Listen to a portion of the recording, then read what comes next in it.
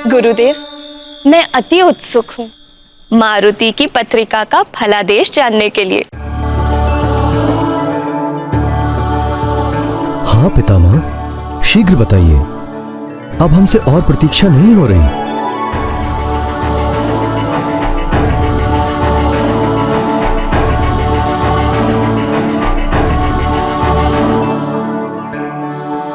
ये मेरे प्रपौत्र की जन्म पत्रिका है। इस शुभ कार्य को आप ही कीजिए मुनिवर।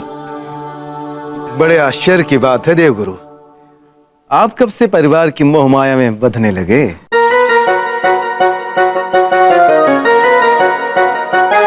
इस मनमोहक प्यारे मारुति के आकर्षण से बचना बड़ा ही कठिन है। यह तो मेरे हृदय में समा गया।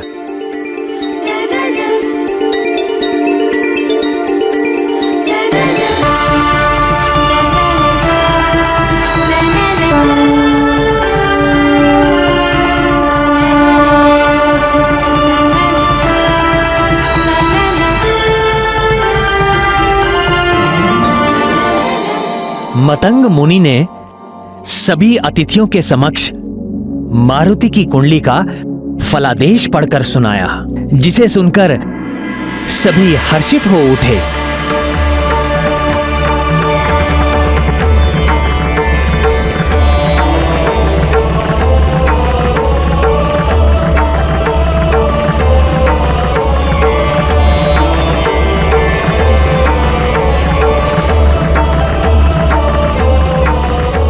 युवराज मारुति को मेरा संरक्षण सदैव मिलता रहेगा।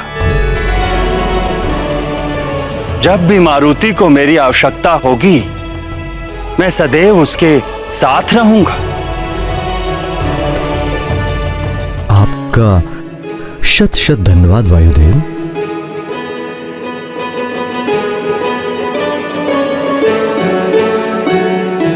कल्याण हो।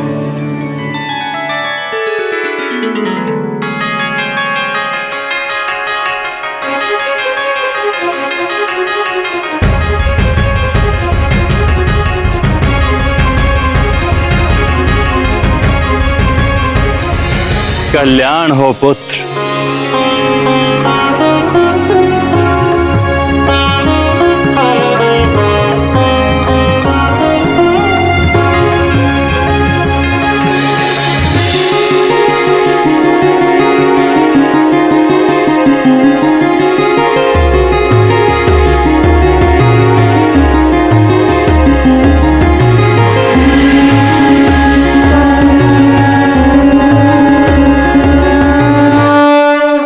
महाराज, प्रजा युवराज के दर्शन के लिए अत्यंत व्याकुल हो रही है और कड़ी धूप में प्रतीक्षा कर रही है। प्रजा युवराज मारुति का नाम जानने के लिए अत्यंत ही उत्सुक है महाराज। हाँ हाँ, क्यों नहीं।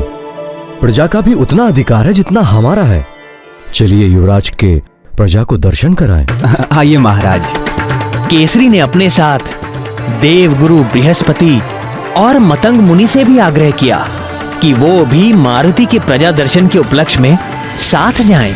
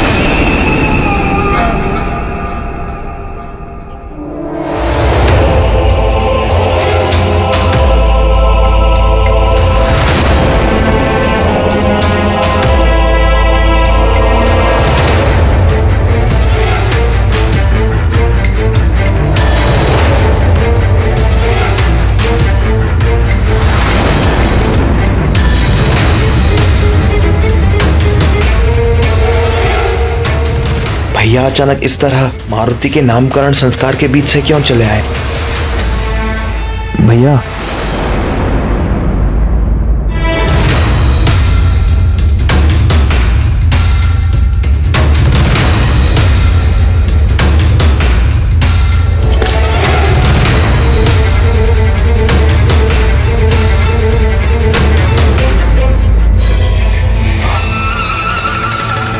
भैया जा कहाँ रहे हैं भैया? सुनिए तो।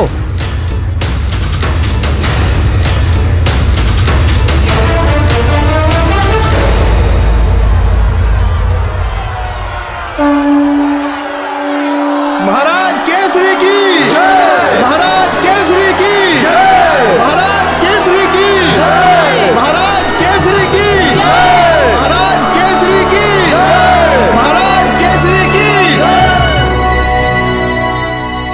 सुमेरु की प्रजा अपने युवराज के दर्शन के लिए अत्यंत व्याकुल हो रही थी। व्याकुल तो सभी हो रहे थे। प्रजा अपने युवराज के दर्शन के लिए व्याकुल थी और शम्भ साधन का पुत्र वृक्षासुर अपने आखेट हेतु व्याकुल था।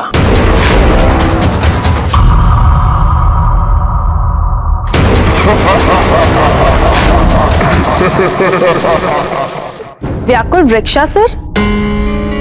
वृक्ष होने के नाते वो चल तो सकता नहीं था, फिर वो आखेट कैसे करता था?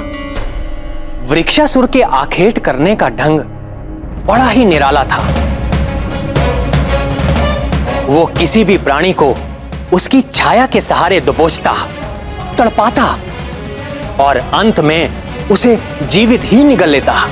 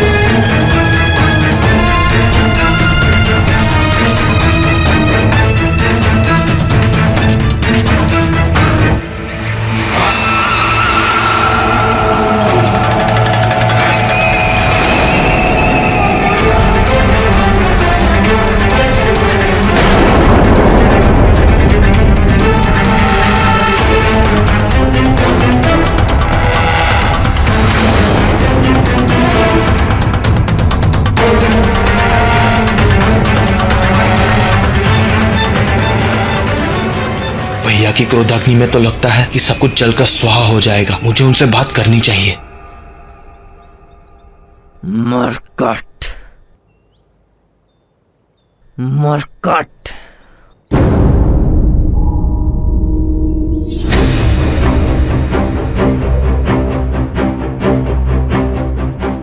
मुझे पता है भैया कि आप मुझसे रुष्ट हैं, किंतु कोई कारण तो बताइए, मुझे मेरी भूल तो बताइए। आप उस बालक मारुति का भोला रूप कैसे नहीं देख पा रहे हैं? आप वो क्यों नहीं अनुभव कर पा रहे हैं जो मैं कर पा रहा हूं?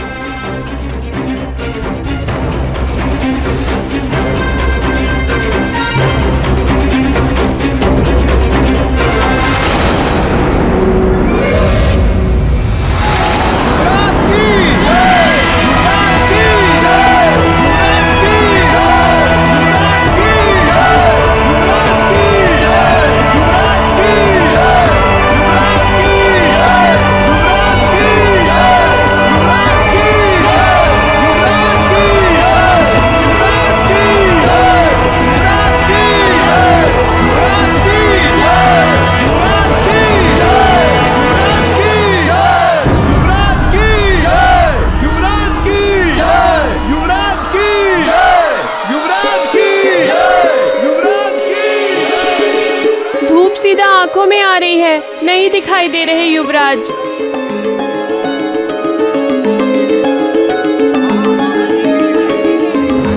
हे सूर्यदेव, से प्रार्थना है कि आपका तेज थोड़ा कम कीजिए। हमें हमारे युवराज का दर्शन करना है। हाँ हाँ, हमारे युवराज का दर्शन करना है।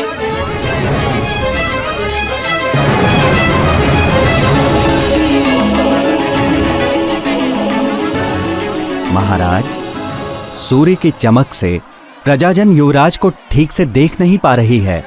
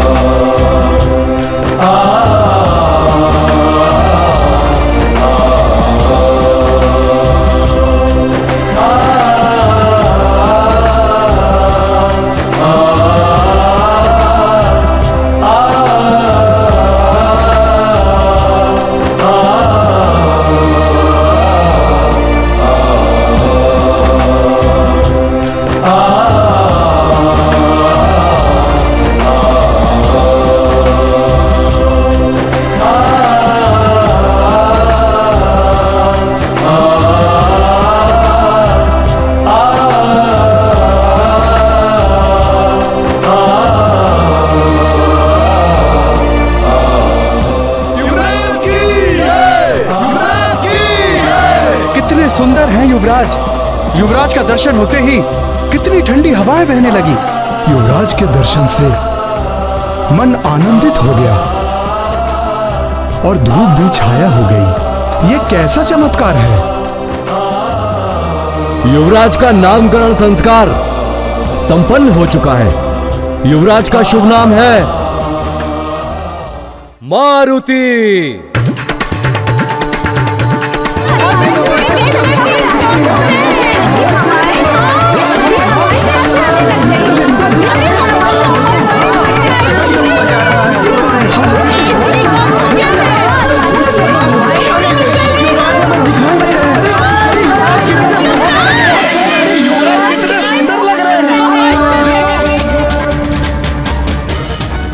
प्रजाजनों की जय जयकार की गूंज के साथ मारुति की परछाई भी सुमेरु पर्वत के अंतिम सीमा तक बढ़ जाती है।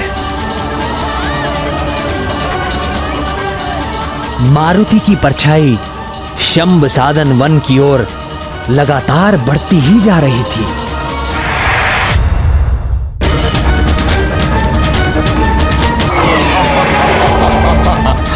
ये कौन सा जीव है इतना बड़ा? लगता है बड़े दिनों पश्चात आज मेरी भूख मिटेगी। इसको खाकर मैं तृप्त हो जाऊंगा।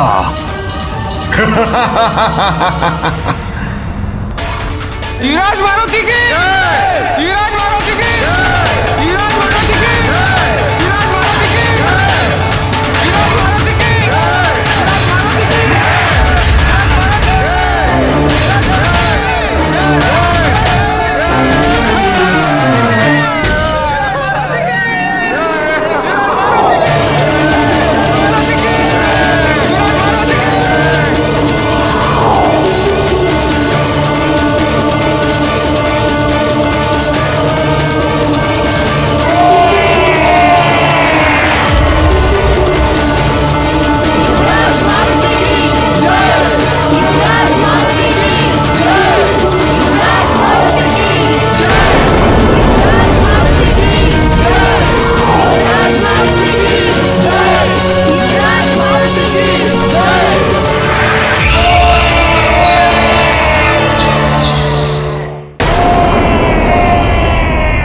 कोलाहल कैसा? पश्चिम वन में सब कुशल तो है मंत्री जी। महाराज, हमारी पश्चिमी सीमा के संभा सदन वन में वृक्षासुर नाम का एक भयंकर राक्षस रहता है। वृक्षासुर? जी महाराज, वो वृक्ष के रूप में रहने वाला एक हिंसक राक्षस है जो प्राणियों को उनकी छाया से पकड़कर अजगर की तरह निगल लेता है। महाराज, ये वृक्षासुर उसी संभ सदन का पुत्र है जिसे आपने मारा था।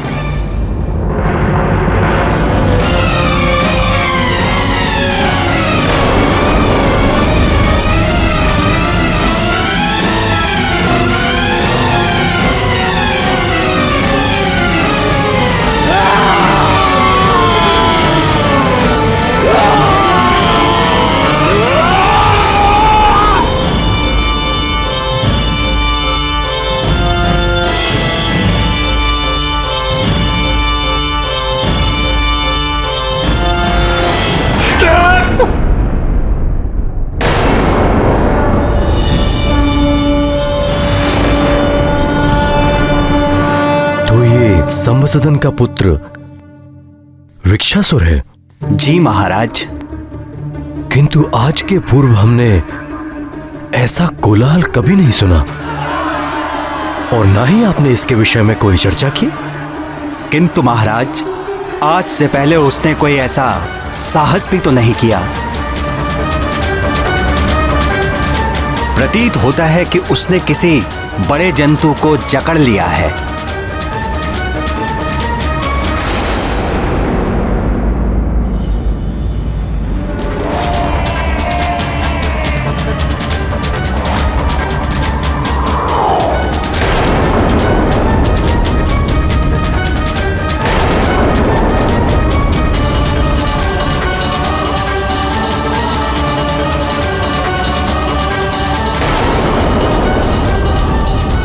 ये क्या? मैं मारुति को नीचे क्यों नहीं ला पा रहा हूँ? देखिए, सब युवराज को देखकर कितने प्रसन्न हो रहे हैं।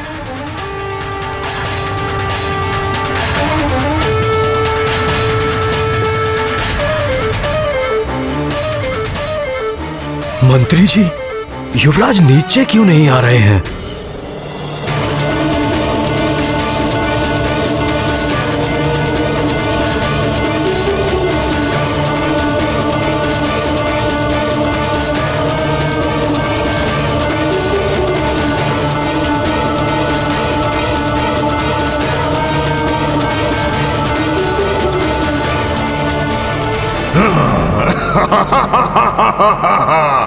परछाई अब मेरी पकड़ में है।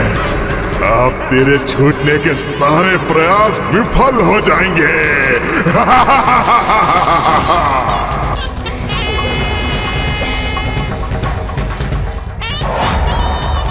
ये परछाई तो मैंने जकड़ रखी है, पर कहाँ गया वो जंतु? मेरी दृष्टि से दूर कहाँ छिपा है?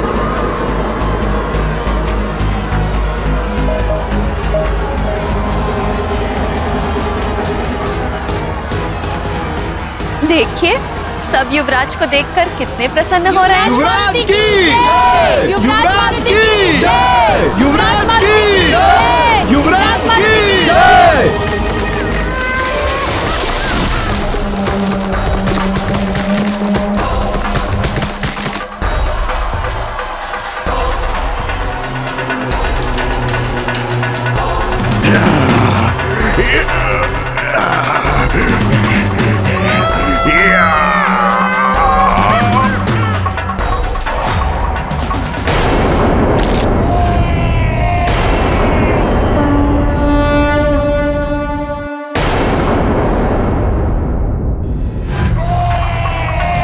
मुझसे चल, तुझे मैं अपना ग्रास अवश्य बनाऊंगा।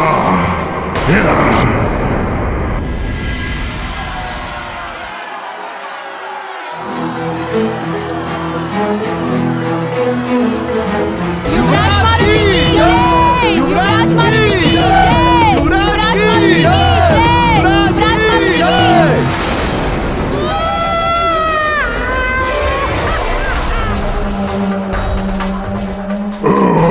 केसरी, मेरे पिता का हत्यारा, बहुत दिनों बाद आज अवसर मिला है।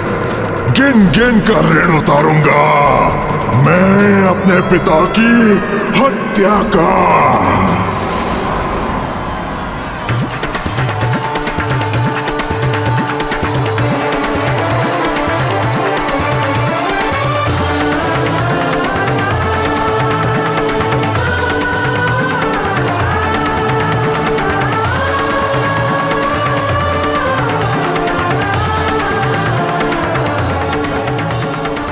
अच्छा, तो मेरे हाथ से निकला जंतु केसरी और अंजना का पुत्र है।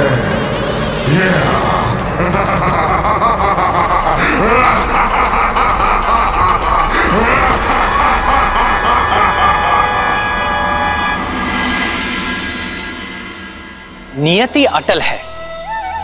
सारी असुरी शक्तियां चाहे जितना भी बल लगा लें, किंतु अवतारी शक्ति का बाल तक बांका नहीं कर सकती। उनका स्वभाव, उनकी प्रकृति स्वयं उनके वश में नहीं होती। वो अपनी शक्ति का दिशाहीन प्रदर्शन करते रहते हैं, फिर चाहे हार हो या जीत। प्रभु, इस पर केसरी ने क्या सोचा? वह असुरी शक्तियों के दुष्ट स्वभाव से अवश्य ही चिंतित हो रहे होंगे। हाँ, अवश्य चिंतित तो हो ही रहे थे और आशंकित भी। बात उनके पुत्र के साथ साथ प्रजा की सुरक्षा की भी थी, इसलिए कोई चूक ना हो जाए, इसका उचित ध्यान रखा जा रहा था।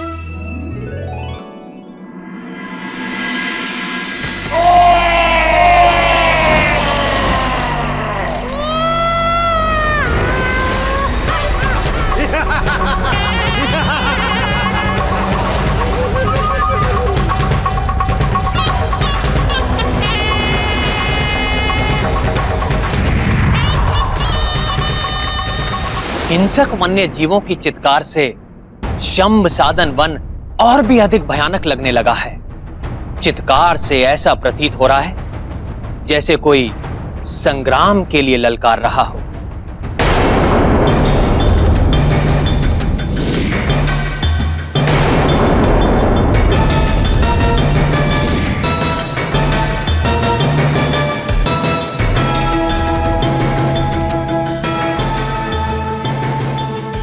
महाराज, आपने बुलाया मुझे? आज प्रातःकाल जो घटना घटी है उसे लेकर मैं बहुत चिंता में हूं मंत्री जी। जब प्रजा को हम मारुति के दर्शन करा रहे थे, तब मारुति कुछ क्षण के लिए हवा में अटक से गए थे।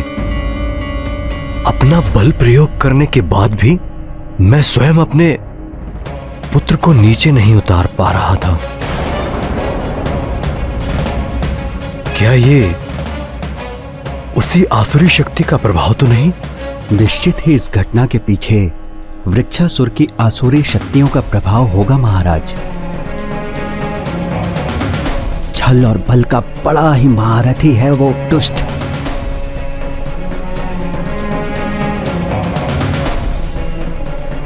दुष्ट तो वो है, परंतु ये कैसे संभव हो सकता है? मारुति तो वृक्षासुर की पहुंच से बहुत दूर सुरक्षित मेरे पास थे। आसुरी शक्तियों का छल और चालाकी का क्या भरोसा महाराज?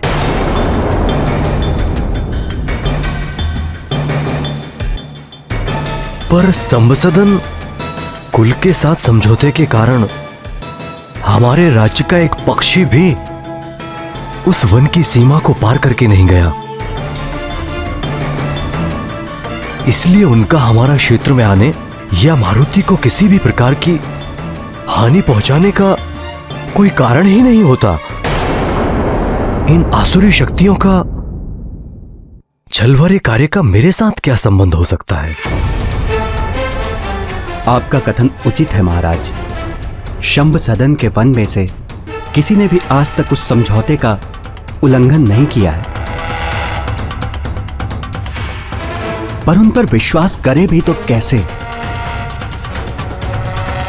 हमें चारों ओर दृष्टि रखते हुए हर प्रकार से सतर्क रहना होगा महाराज। उचित है, पर सुमेरु राज्य की सीमा पर खड़े सम्भसदन के पुत्र वृक्षासुर की गतिविधियों पर कड़ी से कड़ी दृष्टि रखनी होगी। जी।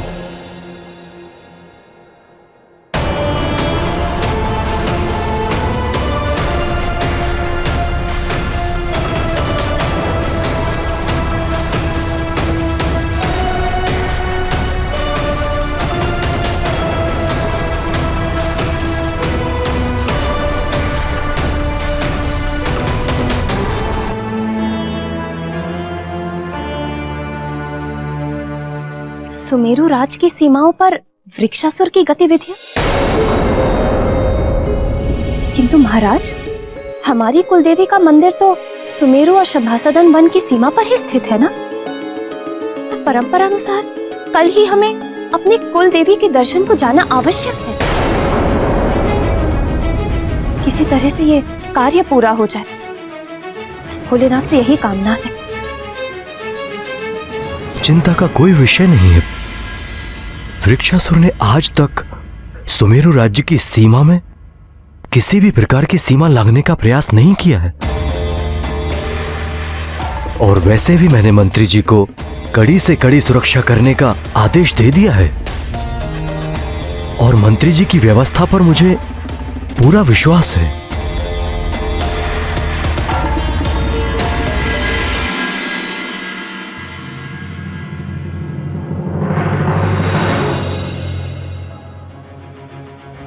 निश्चित ही कल मारुति की सुरक्षा की विशेष व्यवस्था करनी होगी। सुरक्षा में किसी भी प्रकार की असावधानी ठीक नहीं।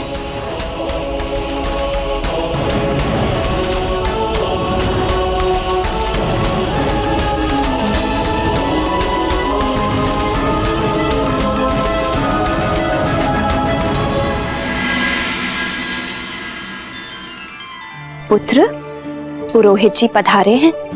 कुलदेवी ललिता अम्बा के मंदिर जाने से पूर्व हमें यही भवन में कुछ विशेष विधि विधान से पूजा करनी है। माँ, विशेष पूजा? मुझे भी ये विधान और पूजा करनी है? हाँ पुत्र।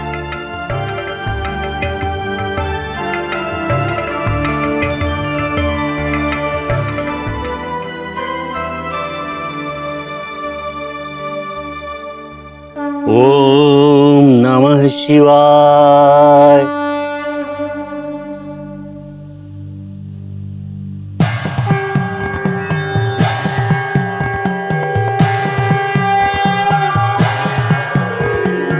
ओम सद्यो जातं प्रपद्यामि सद्यो जाताय वै नमो नमः।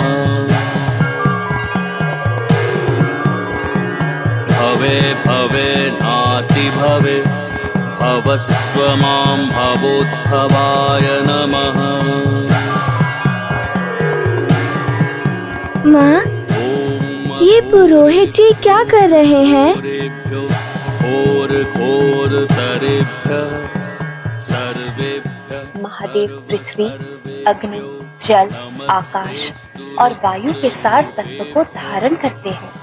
भस्म के माध्यम से वे सारे जगत का ग्रहण करते हैं। पुरुषाय विद्महे महादेवाय धीमहि। महादेव शिव को भस्म का श्रृंगार सर्वप्रिय है पुत्र। उनके श्रृंगार के लिए पुरोहित जी ने बेल, शमी, पीपल, बड़ और अमलतास के पेड़ के काष्ठ को शिव मंत्र का उच्चारण करते हुए जलाकर भस्म को तैयार किया है। वही भस्म शिवलिंग के पास पड़े कलश में रखा है। महाकाय महाकाल जगतपते महाकाल। और अब पुरोहित जी उस भस्म को पीले वस्त्र में बांधकर एक पोटली बना रहे हैं। महाकाल महादेव महाकाल महाप्रभो महाकाल महाकाय महाकाल नमोस्तुते महाकाल महाज्ञान महाकाल तमोपहन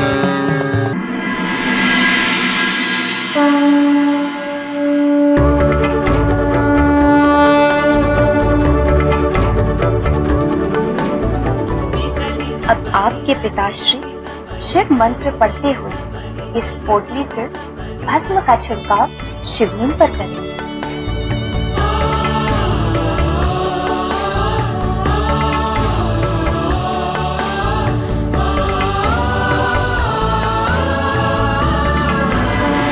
ओम सद्यो जातं प्रपद्यामि सद्यो जाताय वै नमो नमः। अब जब इस पोटली का भस्म पोटली के महीन छिद्रों से छनकर ये भस्म जो महादेव को अर्पित किया है शिवलिंग को ढक लेगा, तब यही भस्म विभूति बन जाएगा। महादेव जो त्रिपुंड पाने मस्तक पर धारण करते हैं, उसमें ब्रह्मा, विष्णु और रुद्र के 4 तत्व समाहित हैं।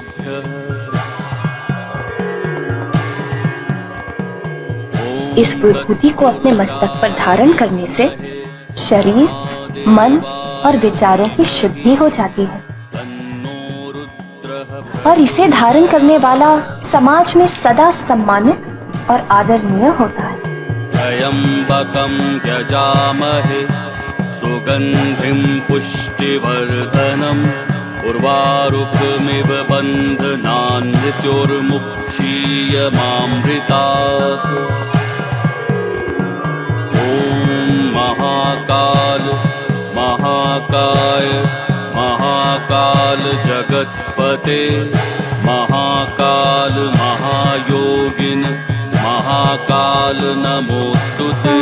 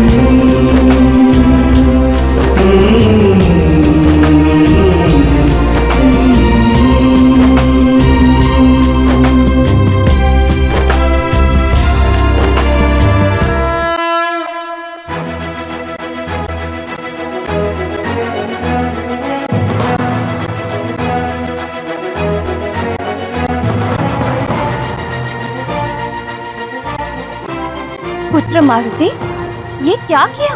हो गई शुद्धि।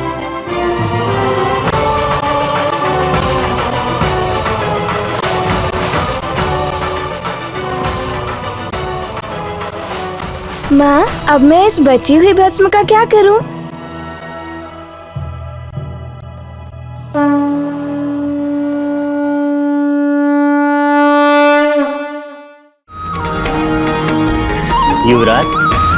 ये मुझे दे दीजिए।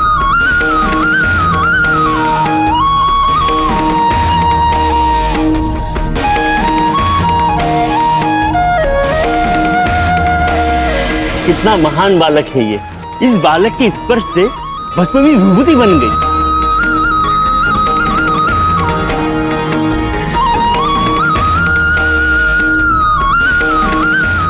देख रहे हैं आप आपके पुत्र की नवीन लीला।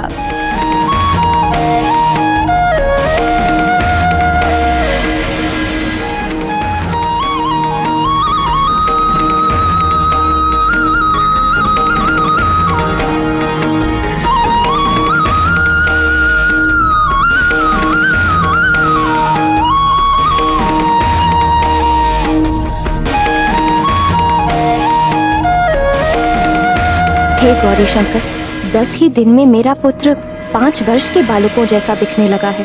यदि वह इसी शीघ्रता से बढ़ता रहा तो जल्द ही मैं उसकी बाल लीलाओं के आनंद से वंचित हो जाऊंगी। कृपा करे प्रभु और उसे उसकी आयु के अनुरूप ही बढ़ने दे, ताकि मैं उसकी बाल लीलाओं का आनंद ले सकूं। पुत्र के प्रति मैं तुम्हारी भावना समझ सकती हूँ पुत्री अंजना।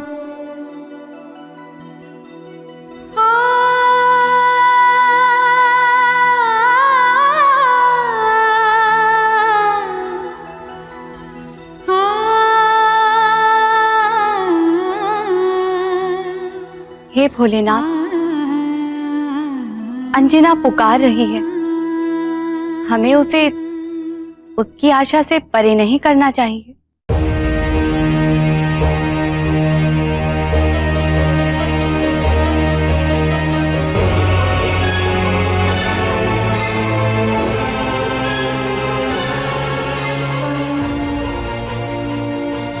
सागर को नदी में,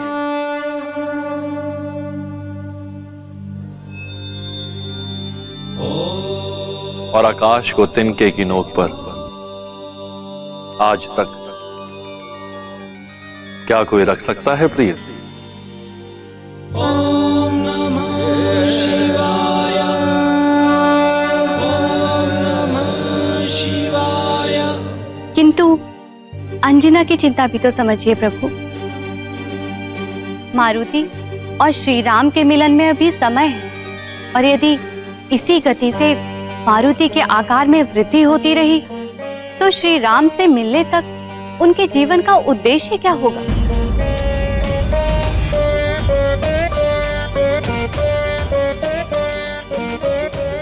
स्वामी, क्या आप मारुति की मधुर नटखट बाल लीलाओं का आनंद नहीं लेना चाहते?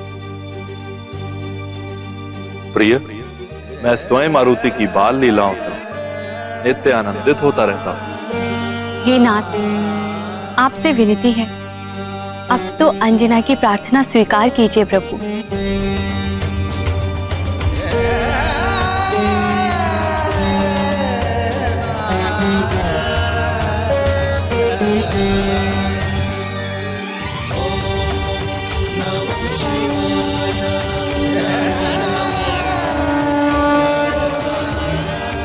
धन्य हो प्रभु।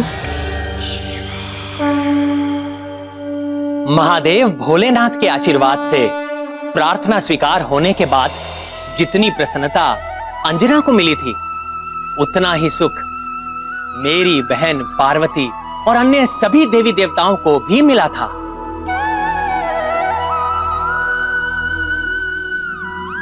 किंतु शंभ साधन वन में वृक्षासुर मारुति के वन के निकट आने की ताक में था।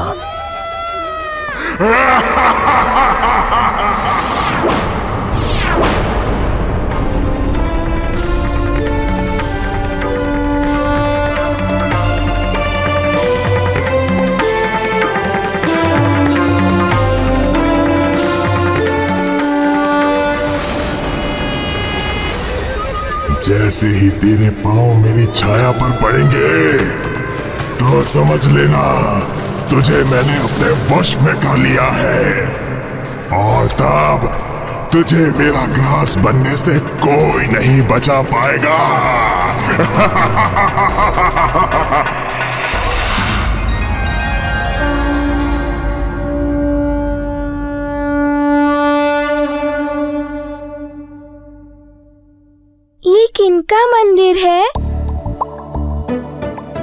देवी ललिता अम्बा का। ये देवी ललिता अम्बा कौन है?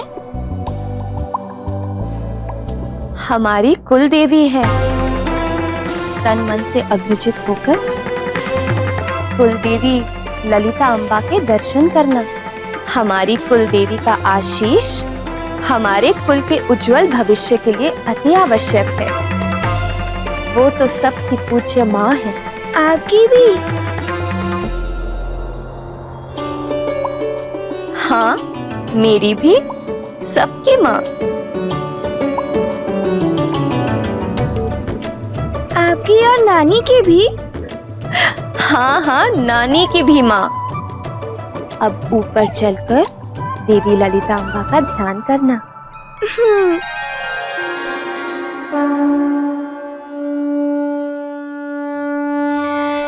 देवी ललिता अम्बा बहुत शक्तिशाली है ना माँ?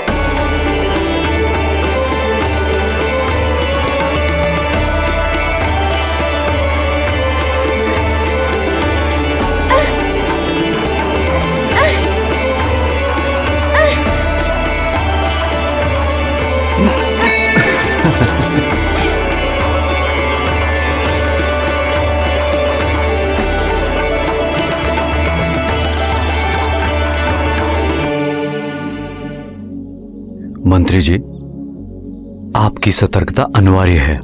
पूरी तरह चौकन्ना रहिए। महाराज, हम पूरी तरह से सतर्क हैं। आप आश्वस्त रहिए। वन में खड़ा दुष्ट, चालाक व कपटी वृक्षासुर शंभ साधन वन और सुमेरु राज्य की सीमा के बीच हुए समझौते का उल्लंघन तो कर ही रहा था, वो भी बड़ी चालाकी से। केसरी भली भांति जानते थे कि चालाक वृक्षासुर कभी भी अपना कपटी रूप दिखा सकता है। अतः उन्होंने सभी को सतर्क रहने की चेतावनी दे रखी थी। हाथ से निकला आखेट पुनः चंगुल में आ रहा है। घात लगाकर पकड़ूंगा, बचकर जाने नहीं दूंगा। मैं और मेरे सारे सैनिक चारों ओर से सतर्क हैं। आप निश्चिंत होकर कुल देवी के दर्शन कीजिए महाराज। पर इस जगह की शांति को देखकर अभी तक तो वृक्षासुर के अतिक्रमण का आभास नहीं हो रहा है। जी महाराज।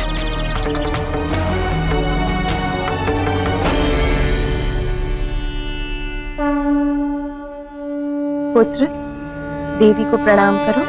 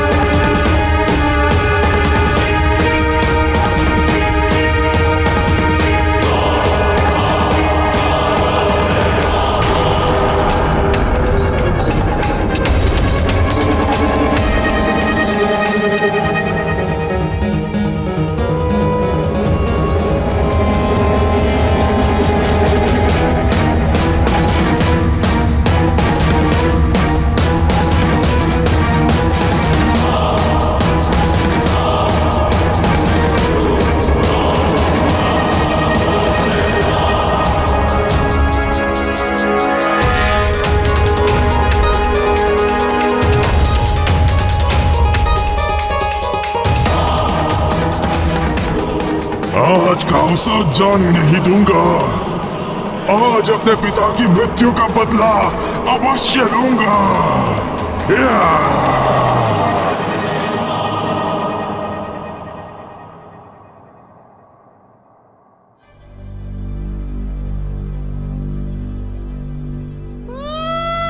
बदला भी लूंगा और तीसरी पुत्र के कोमल कोमल पास के भक्षण का आनंद भी लूंगा।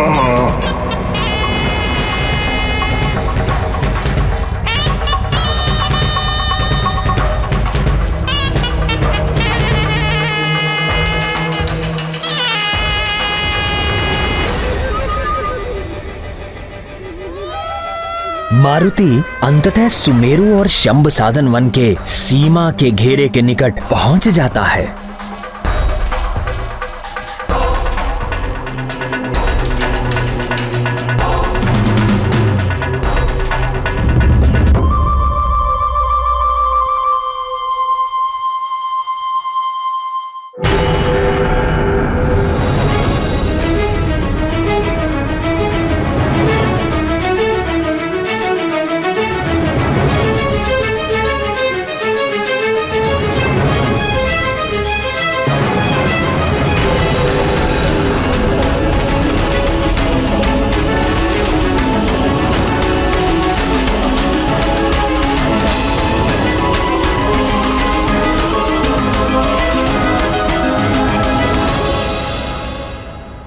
ये क्या प्रभु, मारुति तो घात लगाकर बैठे वृक्षासुर की ओर बढ़ते जा रहे हैं।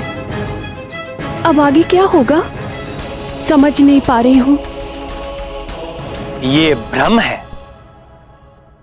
आज तक जिसने सदा दूसरों के संकट हरे हो, उस संकट मोचन मारुति को कोई दुराचारी कैसे अपने चंगुल में ले सकता है भला?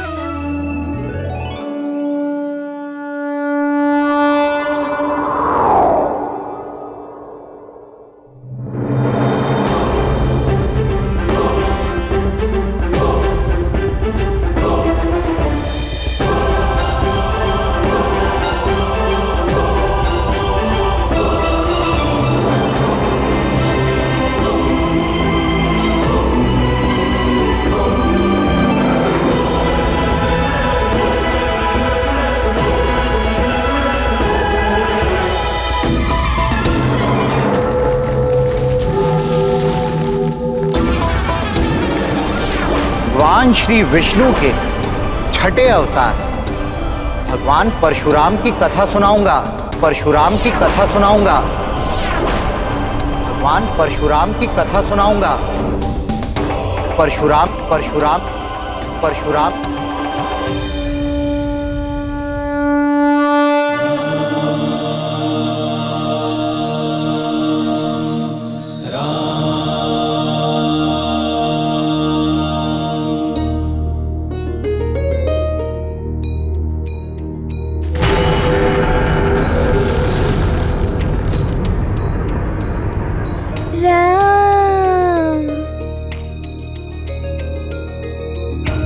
ये अत्यंत ही अद्भुत कथा परशुराम की।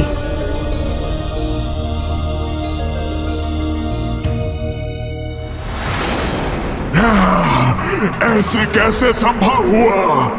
कैसे निकल गया हाथ से? किंतु कथा सुनाने से पूर्व मुझे बताओ कि भगवान श्री विष्णु का त्रिअक्षरी मंत्र किस किस को स्मरण है? सुषेण तुम कहो। हरिओम। उत्तम, अति उत्तम। अब बताओ भगवान श्री विष्णु का अष्टाक्षरी मंत्र किस किस को स्मरण है?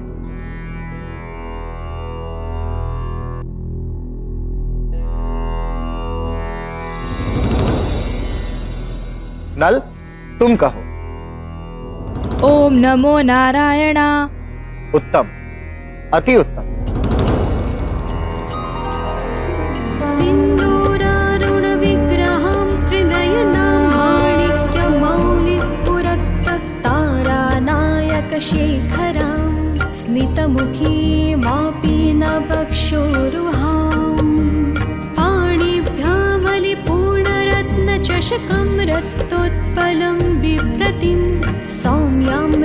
प्रकटस्थ रक्तचरणां ध्यायेत् परामम्बिकां। पुत्र मारुति, आओ तुम भी।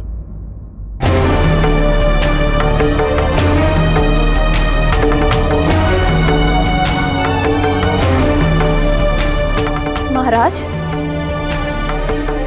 मारुति कहीं दिख नहीं रहा। अरे यही तो थे।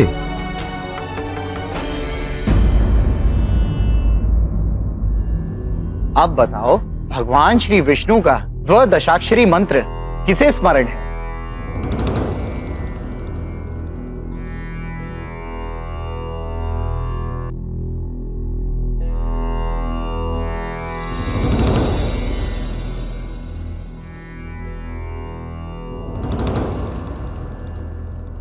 नील, तुम कहो। ओम नमो भग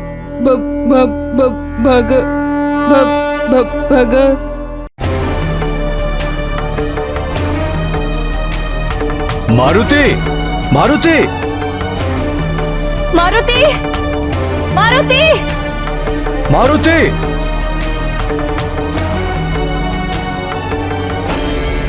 ओम न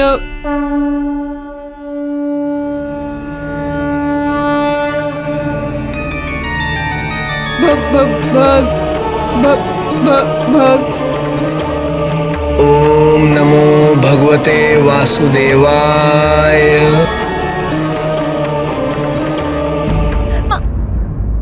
युवराज का कुछ पता चला? नहीं महारानी। मारुति, मंत्री जी मारुति कहाँ है? मारुति तो अभी तक यहीं थे।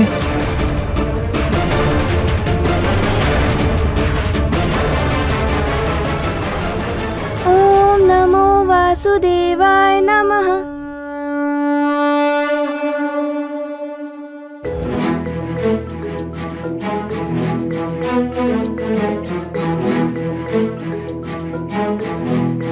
किसने भगवान श्री विष्णु का संपूर्ण द्वादशाक्षरी मंत्र सुनाया?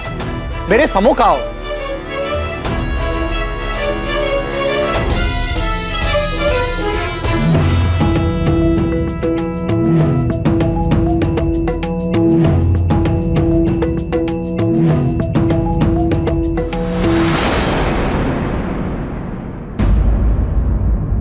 हृदयनाथ, द्वादशाक्षरी मंत्र तो मारुति ने देवी सरस्वती के मुख से गर्भ अवस्था के समय ही सुन लिया था और वह मंत्र मारुति को पूरा पूरा स्मरण था। केवल मारुति ही नहीं, गर्भावस्था के समय साधारण से साधारण शिशु भी अपने माता के व्यवहार में लाए गए हर कार्य को सुनता समझता है और अपने स्वभाव में धारण करता है। यह सत्य है। शिशु के उज्जवल भविष्य को ध्यान में रखकर माता को भी अपना व्यवहार सदा अच्छा रखना चाहिए। माँ यदि चाहे तो गर्भावस्था में ही अपने शिशु का भविष्य रच सकती है। मारुति जैसे बुद्धिमान व पराक्रमी संतान को पाकर अंजना और केसरी ने अवश्य ही सौभाग्यशाली होने का गौरव प्राप्त किया है। निस्संदेह मारुति जैसे पुत्र को पाना किसी भी माता पिता के लिए सौभाग्य की ही तो बात है। रुको रुको। प्रणाम ऋषिवर। प्रणाम ऋषिवर। यशस्वी भव। नन्हे युवराज मारुति, आपका भी हार्दिक स्वागत है। मुझे प्रसन्नता है कि युवराज मारुति ने पाठशाला में आते ही अपनी कुशाग्र बुद्धि का परिचय दिया है।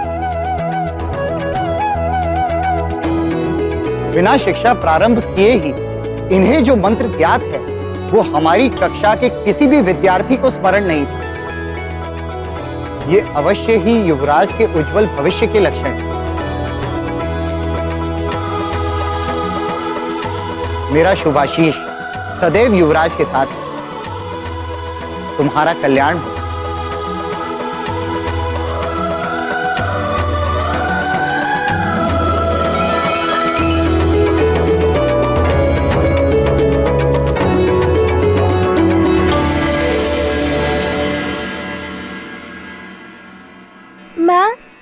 पाठशाला क्या होती है? पाठशाला विद्या का मंदिर होता है, जहाँ शिक्षा और ज्ञान की बातें बताई जाती हैं।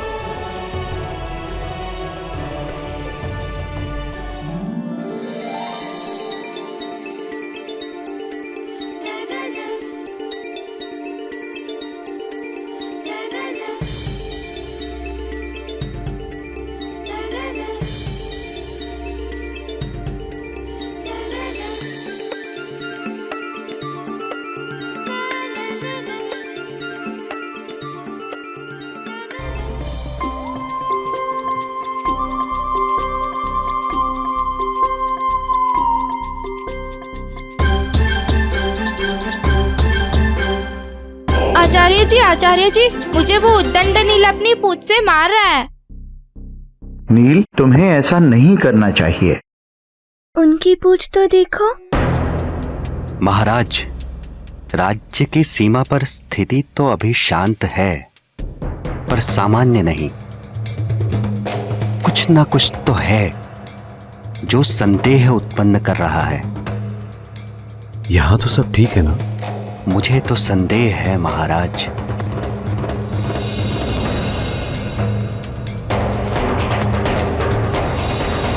आपसे एक निवेदन करना चाहता हूं। निवेदन नहीं, आदेश दीजिए, हमें प्रसन्नता होगी। सुरक्षावश यदि आप बच्चों की पाठशाला की कक्षा राजभवन की वाटिका में लगाएं और वहीं पाठ पढ़ाने की कृपा करें तो ये राज्य की सुरक्षा के हित में रहेगा। ऐसा ही होगा महाराज, आप निश्चिंत रहिए। शीघ्र ही विद्यार्थियों की पाठशाला की कक्षा राजभवन की वाटिका में लगी। प्रणाम ऋषिवर।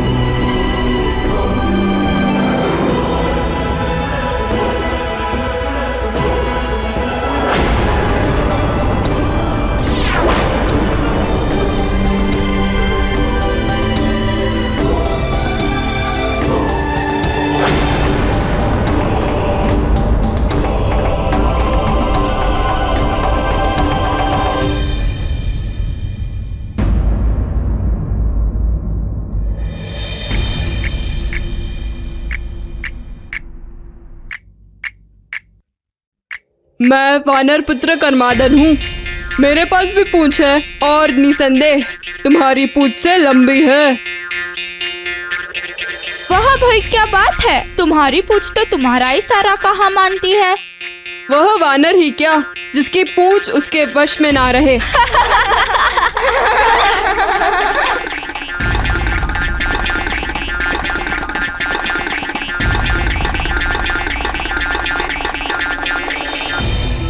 बालक मन की दुविधा जितनी सरल होती है, उसका उत्तर ढूंढना उतना ही अधिक कठिन होता है।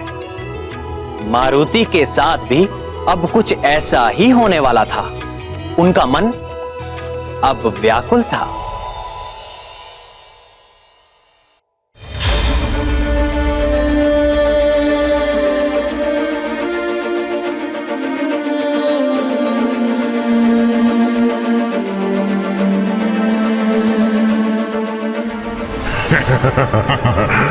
एक बार तो आजा, बस एक बार मेरे जंगल में।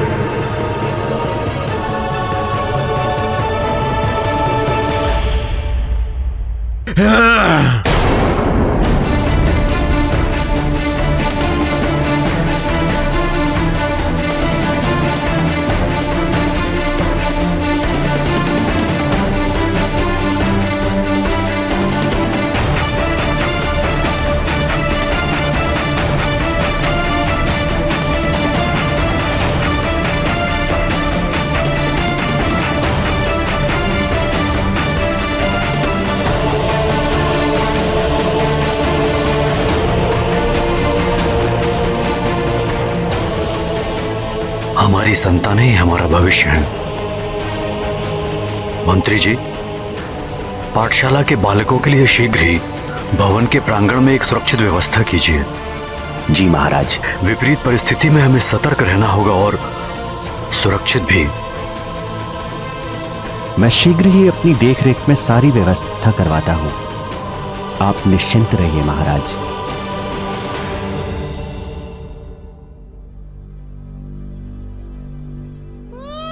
यदि एक बार भी आया तो तेरे कोमल कोमल मांस को चबाकर ही मुझे संतोष मिलेगा।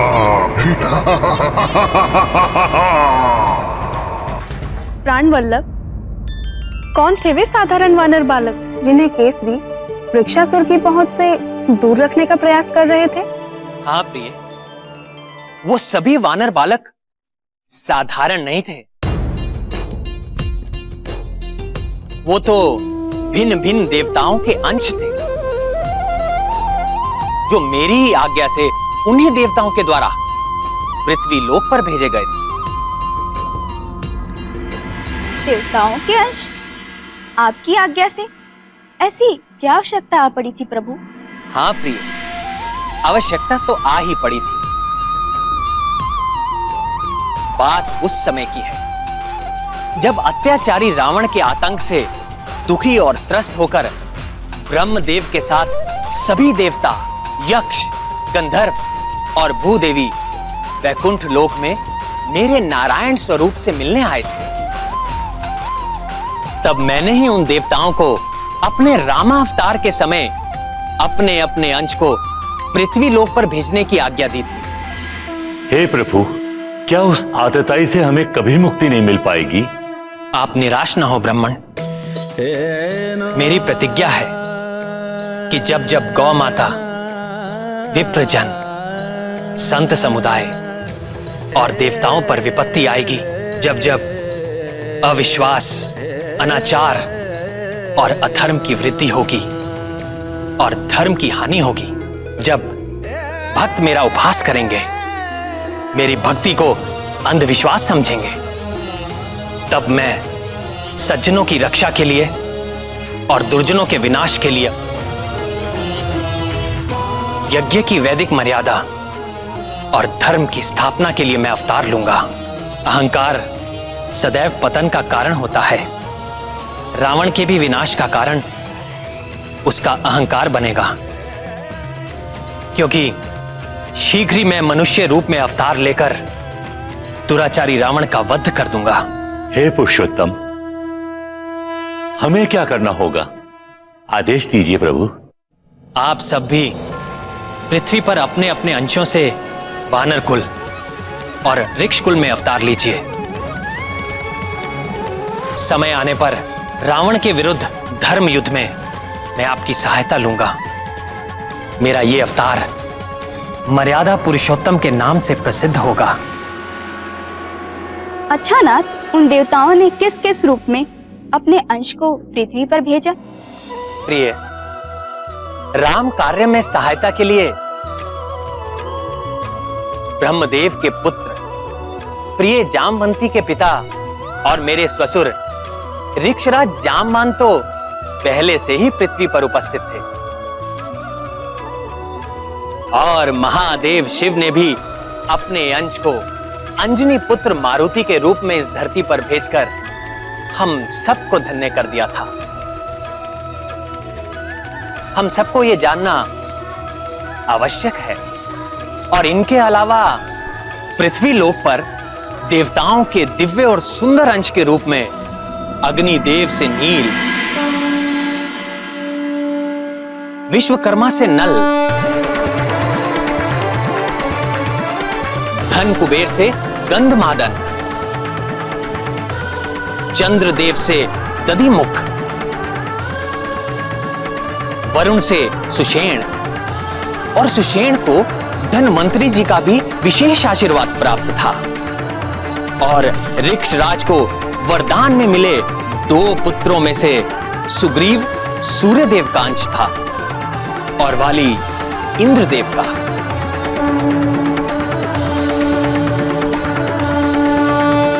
मेरे महादेव भोलेनाथ के अंश मारुति इन सभी देवांश वानरों में से सबसे अधिक ज्ञानी, महाबली, श्रेष्ठ और मेरे प्रिय भक्त हैं। और यही सबसे श्रेष्ठ, सबसे मनमोहक और मेरा सबसे प्रिय राम भक्त मारुति धरती के मायावी चक्र में उलझे सारे प्राणियों को हर क्षण अपनी बाल लीलाओं से मोहित और आनंदित कर रहे थे।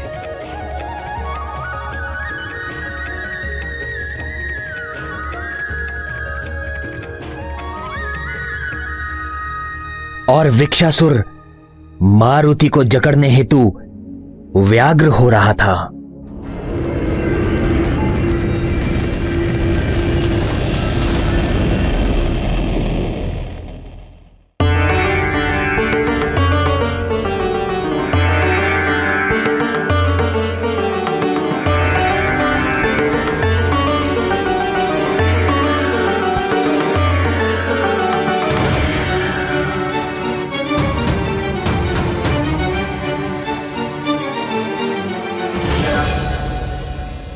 परंतु मारुति तो अभी अपनी पूंछ को लेकर चिंतित थे।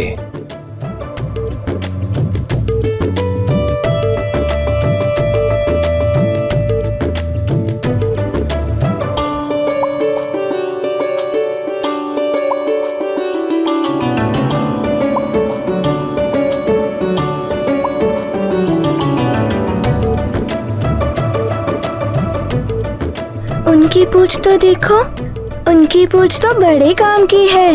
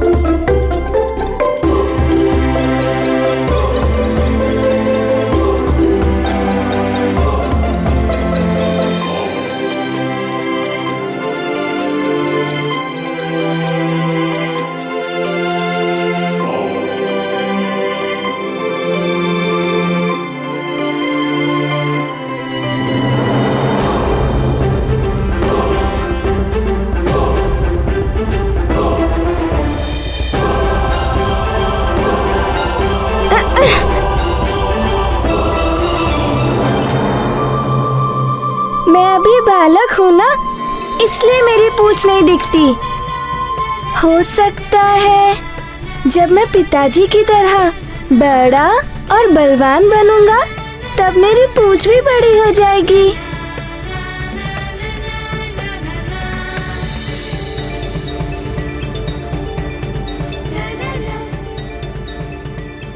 पर आश्रम में तो वानर अभी बालक थे और उनकी पूंछ भी थी।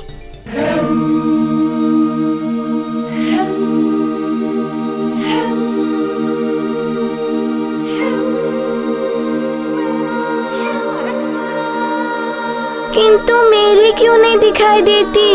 हे हृदयनाथ, पाठशाला जाने से पूर्व भी तो मारुति ने अपने आसपास किसी की पूंछ देखी होगी, प्रतिक्रिया उनकी तब क्यों नहीं हुई? स्मरण कीजिए देवी, आप भूल रही हैं कि मारुति अभी कुछ ही दिनों के थे,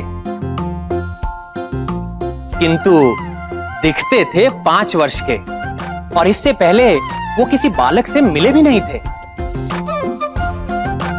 इसीलिए जब पाठशाला में पहली बार उनकी दृष्टि अन्य बालकों की पूंछ पर पड़ी तो उनका ध्यान अपनी पूंछ पर चला गया।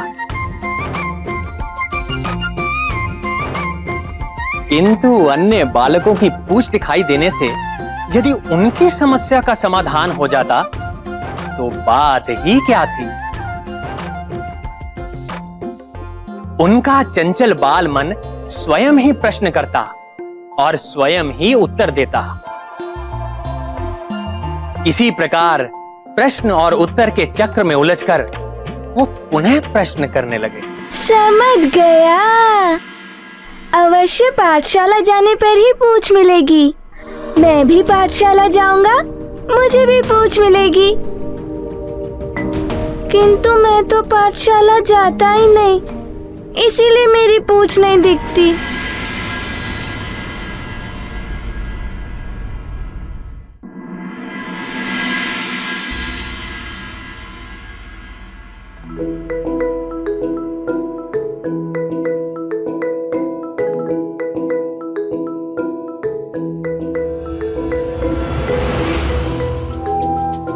अरे ये किसकी पूंछ है?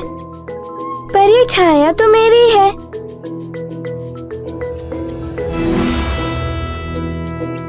ये पूंछ मेरी परछाई के साथ चिपक कर क्यों चल रही है?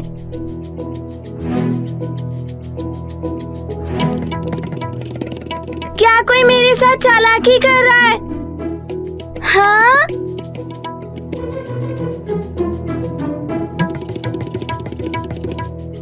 यहाँ तो दिखाई दे रही है, पर घूमकर देख रहा हूँ तो नहीं दिख रही है।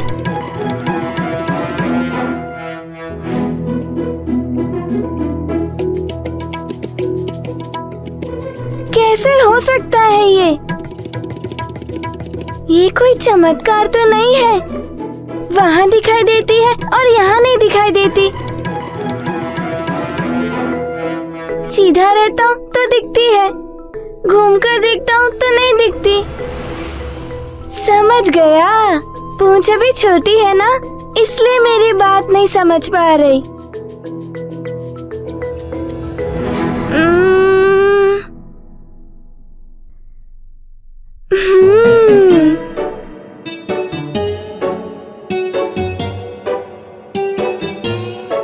अरे पूंछ तो छुप गई। कभी आती है कभी छुप जाती है। अवश्य कोई मेरे साथ नाटक कर रहा है। कौन मेरे साथ नाटक कर रहा है? किसने मेरी पूंछ को छुपाया? बालक जानकर ही कोई नाटक कर रहा है मुझसे।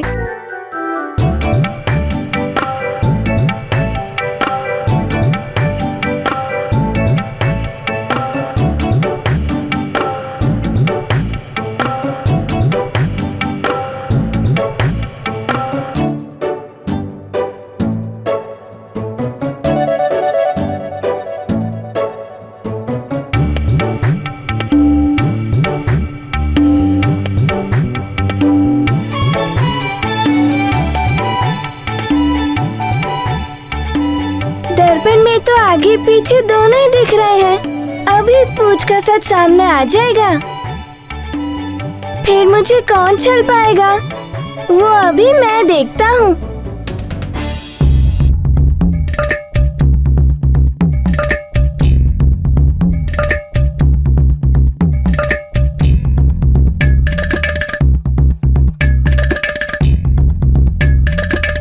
अरे मेरी पूंछ तो मुझसे ही जुड़ी हुई है। अब तक जो मैं देख नहीं पा रहा था, मेरी पूंछ मुझसे जुड़ी हुई थी। राम भक्त महाबली हनुमान को जानना हो तो चैनल को सब्सक्राइब करें और बेल आइकॉन दबाना न भूलें।